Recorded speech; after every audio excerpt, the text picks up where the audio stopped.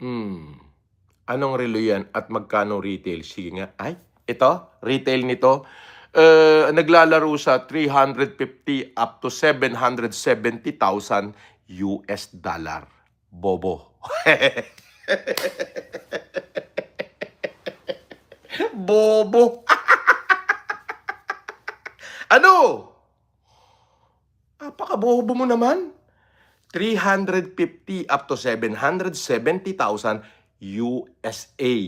United States Dolyar, hindi peso. Tanga, syunga, bobo, inutil. Palibhasa hanggang $2 ka lang. Oo. Yung palipad mo hanggang $2 lang. Oo. Ano na?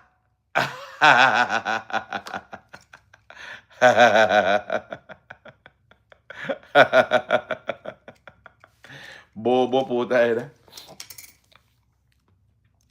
Daytona Rainbow, bobo. Ano, di ba tinanong mo yung presyo kung magkano retail? Sinabi ko na sa'yo.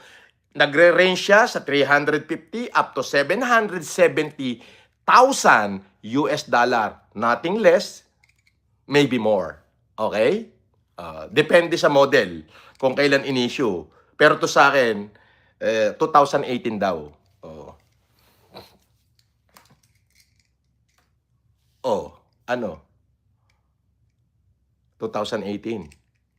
Alam mo ba kung gaano karami pera ko noong 2018? 2019, alam mo kung gaano karami? Di mo alam na. Hindi, may mga video pa naman dyan. Nakikita mo sa Dubai, ako naka-helicopter. Inikot ko yung buong United Arab Emirates.